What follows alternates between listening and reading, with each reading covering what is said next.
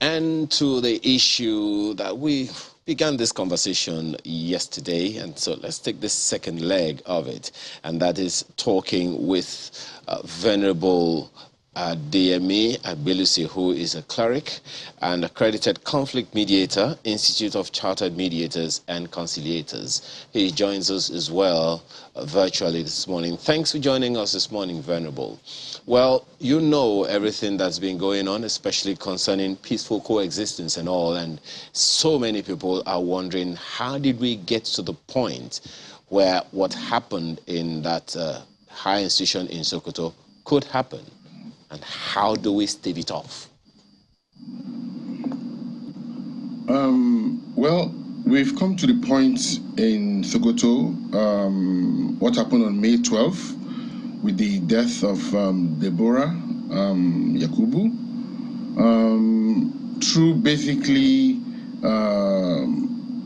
not embracing what I call a culture of conflict transformation.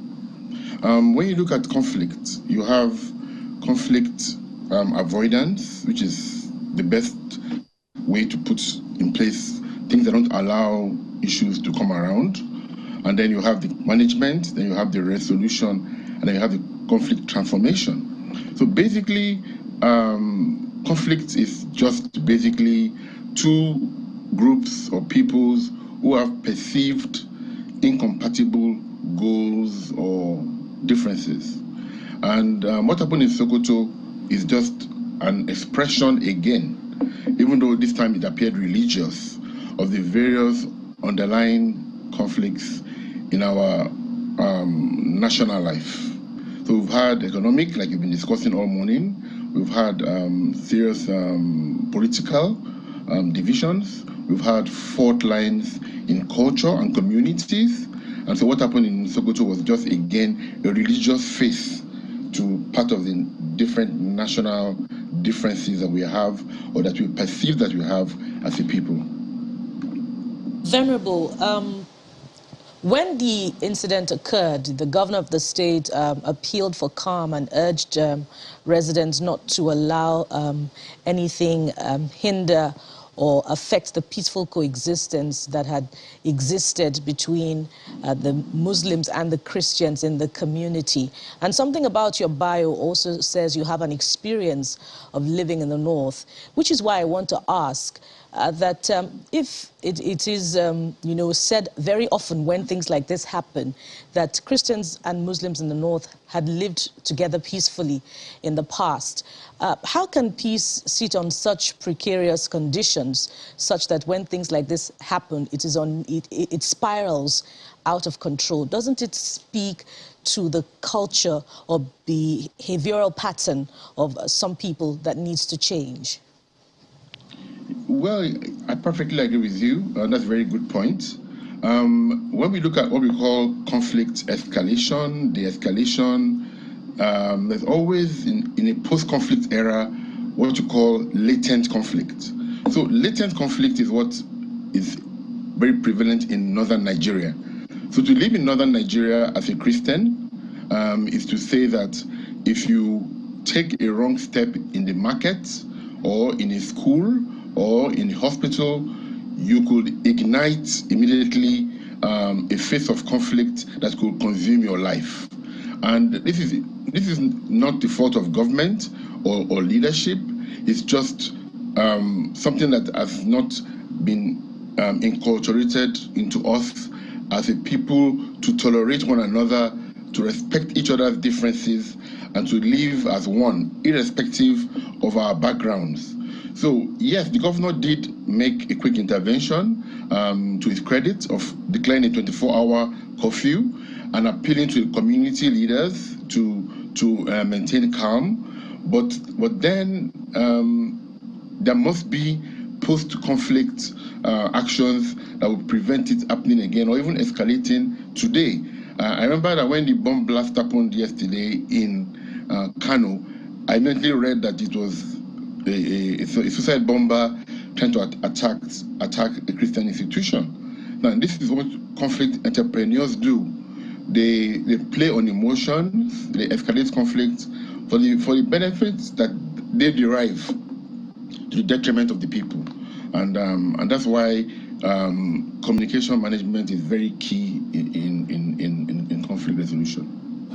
It looks like the whole environment or the conditions are ripe, sadly, for whoever wants to, take advantage of that to maybe cause more division. Of course, get some profit at the end of the day from those precarious situations. So I'd like us to speak to those, situations that, make us vulnerable as a nation. And you hear things like, the Christian community, the Muslim community and all that. Yes, we understand that they are religions, but we need to also ensure that maybe perhaps Nigeria is number one, the fact that we are Nigerians first. I don't know how easy that will be to win us off the identity of, okay, I am a Christian, I am a Muslim, as opposed to I am a Nigerian first. So in order to transition to that point, what are those things you think need to be put in place to be done right now to ensure that at least we see ourselves first as, okay, maybe human beings,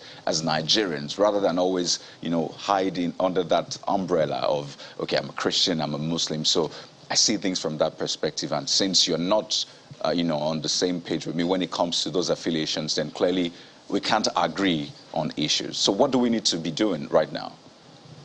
Okay, thank you very much. I'll just try to rush through a few submissions that I think will help. Number one is the Constitution. The Constitution is the ground norm. That's why we call it Constitution. It constitutes us as a people. Now, many people have said our Constitution is faulty or not faulty.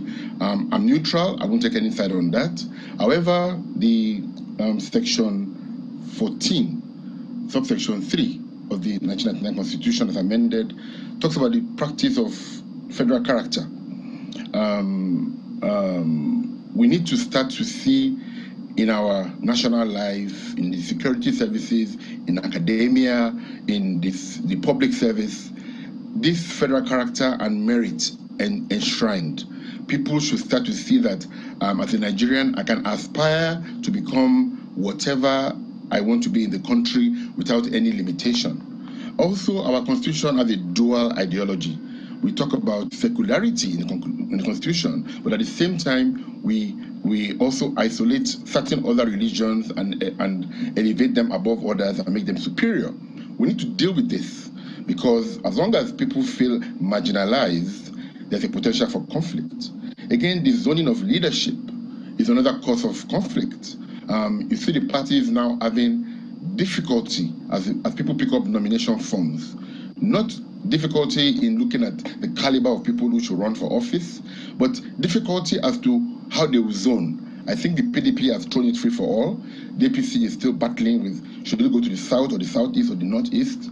Now, this zoning is something that should be intentional. I know, like in Switzerland, the French-speaking, the English-speaking, etc., they rotate leadership, and the zoning is intentional. So again, the zoning of political office, and especially presidency and vice presidency, is something we need to look at to keep pace. Also, the devolution of power to the states. The economic speaker this morning talked about the role of the local government economy, and of course the capacity of those we have at the local level. If you gave local government chairman today 1 billion naira each, I don't know if they have the capacity to spend it to transform the local communities. So that's another thing we need to look at. Then sports. Sports is an activity that unites people. I don't know how our football leagues are doing. I'm sorry, I'm not a football addict. I know that the European leagues are more prevalent in Nigeria than even the Nigerian leagues. Sports, basketball, table tennis, swimming, these are activities that unite the youths, that helps people to embrace and make friendships across borders. I know we had the National University Games recently, but we need to have more of such sport activities, because I know it's when Nigeria scores a goal at certain international events that we hear everybody shouting is a goal, and we forget that we're Yoruba or Igbo or Muslim or Christian. So sports is a very strong activity that unites people. And Mandela used that in creating a rainbow nation in South Africa. Also, the cultural integration in schools, in in admission policies, I see a situation whereby northern universities are admitting more of northerners, and southern universities are admitting more of southerners. There must be a culture of integrating people from different ethnic backgrounds, so that right from the academia where they learn together, they start to mix together. I went to the Nigerian military school, and in my school, we had people, at least 9 people from all the states in Nigeria were taken in. And so today, I speak Hausa, I love Calabar people, I have Igbo friends, I have all sorts of colleagues. I'm an executive of the alumni, and when we meet, we don't know if you are from north, east, west, or south. All ex-boys are ex-boys. And so this also would have happened to those who went to federal government colleges. And I think that we need to look more about this cultural integration in our education policy. And it's very, very key, because in Sokoto, one of the things that happened was that the classmates of Deborah didn't see her as a human being or as an equal. They were merely accommodating her, tolerating her. And so when the conflict came up, that consumed her. Again, intertribal marriages. These are things that we don't promote. So we don't have this myriad of culture coming together with the Igbos marrying the Hausas. We keep putting ethnicity and religion above all of this. But above all, the last 2 things I'll talk about is equity and justice, the rule of law, and then the national unity concept, the Nigerian identity. Who is a Nigerian? I'm not sure I can answer that question. If until you go to the international fora, maybe you're in Cambridge University or in Oxford. I mean, I was hosted by the fellows of the Oxford University a few years back, and they were telling me that they've had Gowon, they've had Awolowo hosted there, and they were very happy to have me there. And at that dinner, they sought to ask me, a lot of questions about Nigeria and being Nigerian. And it was at that time that I started to understand that they really have the expression of who is a Nigerian. Perhaps, Venerable, one of the questions to begin to ask from all the wonderful things that you have said is that of integration, which is the only thing mainly that can foster peaceful coexistence. You've had a stint in the north, even in the practice of what you are doing, and perhaps there are some sentiments, peculiarity sentiments in the various parts of Nigeria that people need to understand. How do you think we can get that done, understanding the peculiarities of our different ethnic localities, and live peacefully, coexist peacefully as a result? How do we take that on? Perfectly. We have the perfect solution: the National Orientation Agency. That's all. That agency is asleep. That agency should start to orient us. I remember it was, I think it was Dora Akilui. We had the Great People, Great Nation slogan. The National Orientation Agency needs to play up with drama, with social media, on Instagram. Who is Nigerian? What are our foods? What are our cultures? What are the lines we shouldn't cross? If I go to Kano, for instance, I will dress in a particular way. I will act in a particular way. And even though I don't need a visa to go to northern Nigeria, mentally I put on a visa when I go there, because I know that there are certain things I shouldn't do in the market and I shouldn't say.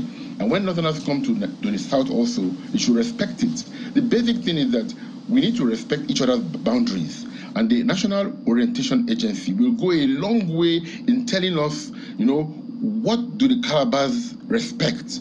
What do the people from Niger State respect? What do the people from Taraba, Jukun, Tiv? We are a multi-ethnic nation. We are a melting pot of over 300 tribes and languages and different religions, different faiths. Even in Islam, we have the Sunnis, we have the Shiites, we have the Sufis. And the National Orientation Agency needs to go to the primary schools, the secondary schools, universities, the car parks, the motor parks, the streets, the radio, the airwaves, and tell us how we should live together as one. Okay. Nobody is telling us that. It's interesting. Well, we have to thank you very much this morning, Venerable, for bringing some of these issues to the fore. Hopefully from this conversation, those who need to take their pick will do that, and the rest of us will follow suit.